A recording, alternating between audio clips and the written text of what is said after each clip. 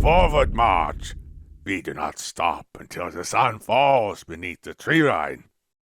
I am Sangrama, honored general of the Khmer Empire, tasked with quelling a rebellion. Just a year after the passing of the revered Suryavarmán I, his successor faces staunch opposition.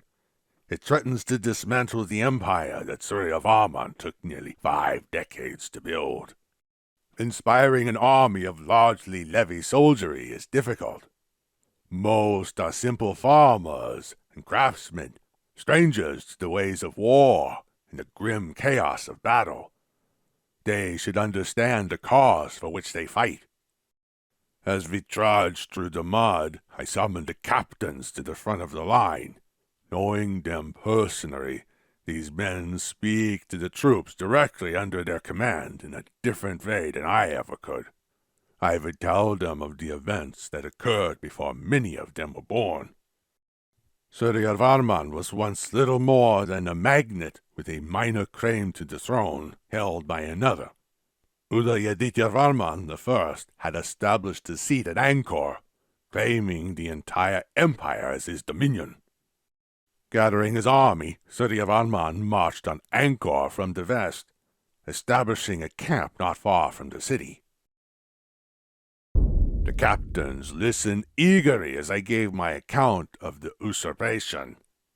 Despite a numerical disadvantage, Suryavarmán's tactical acumen proved critical to the success of such a risky offensive. Droves of Udayadityavarmán's troops fell to Suryavarmán's disciplined infantry and elephant corps. Entering Angkor, Suryavarmán gave the order to his disciplined army that the city was to be left intact, the civilians unharmed. He would not begin his rule by committing acts of savage tyranny upon his own people. Ascent to power does not come easily. Once the hat of one beast is removed, trees spring to take its place. Such was the case with Suryavarmán's enemies. Rebel factions sprung up to the north, east, and south of Angkor. Legions of disgruntled soldiers marched on the city, threatening to topple Suryavarmán just as quickly as he had ascended to power. The most dangerous rebel faction was led by Jayavirvarmán, a warlord from Malaysia with a distant claim to the throne. Advancing from the south at a rapid pace, he acquired much support from the local populace. Suryavarmán had to act quickly. The rebel forces, were they to unite, would present quite a challenge to an army that had only recently emerged victorious from a grueling campaign. There was precious little time to spare. Humans are interesting creatures.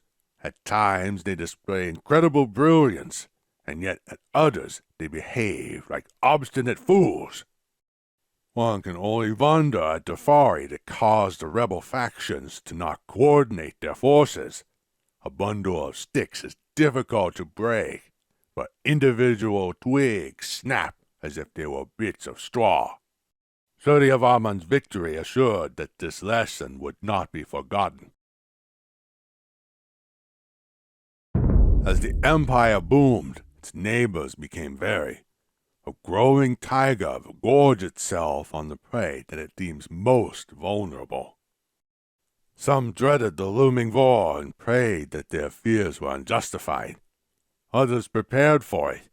The kingdom of Tambralinga, a vassal of the great Srivijayan Thessalocracy, felt particularly threatened. The empire was surrounded by hostile neighbors, and conflict was imminent. It seemed that the only thing left to question would be who would strike first.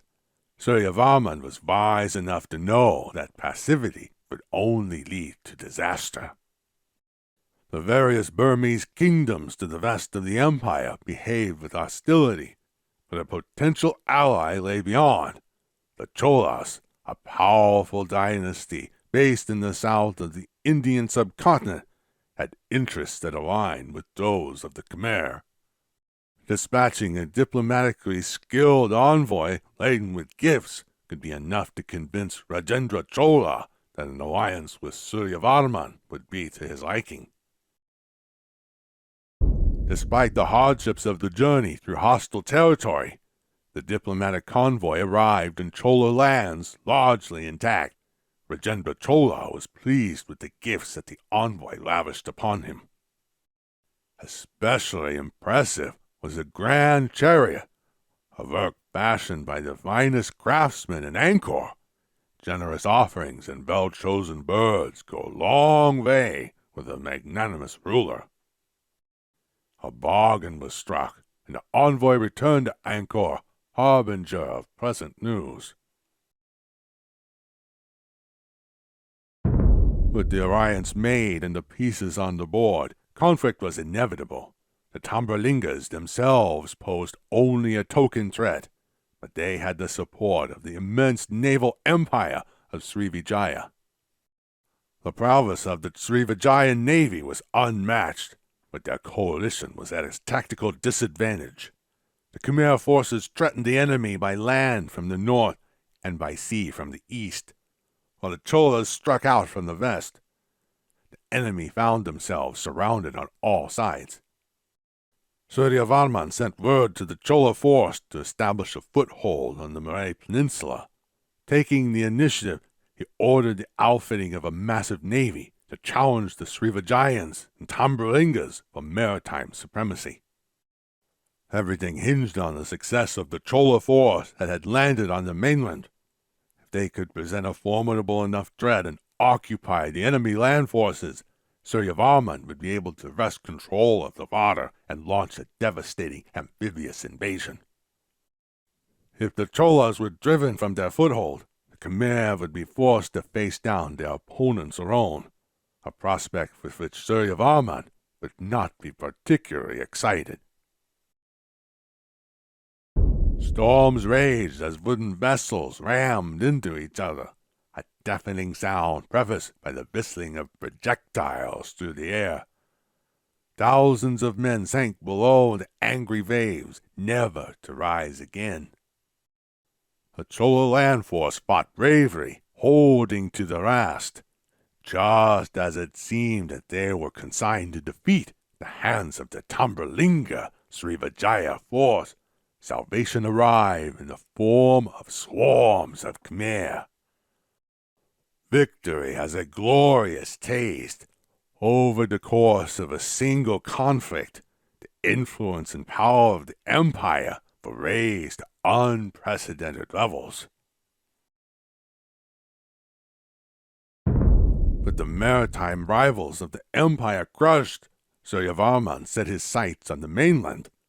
As the war with the Tambralinga Srivijaya alliance had progressed, it had not escaped his attention that rivals closer to home had been plotting and wishing for his ruin.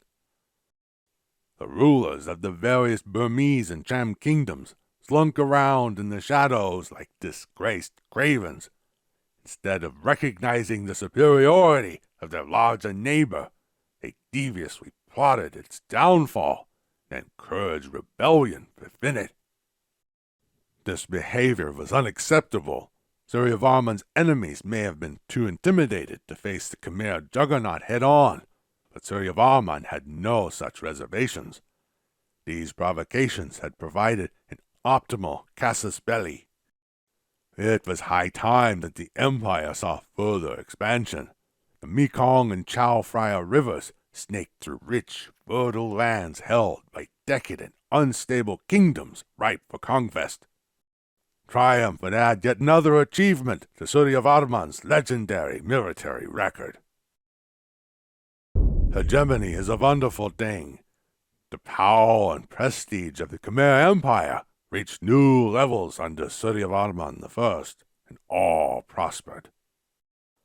Despite being known as a great conqueror, Suryavarmán was not simply a militaristic aggressor.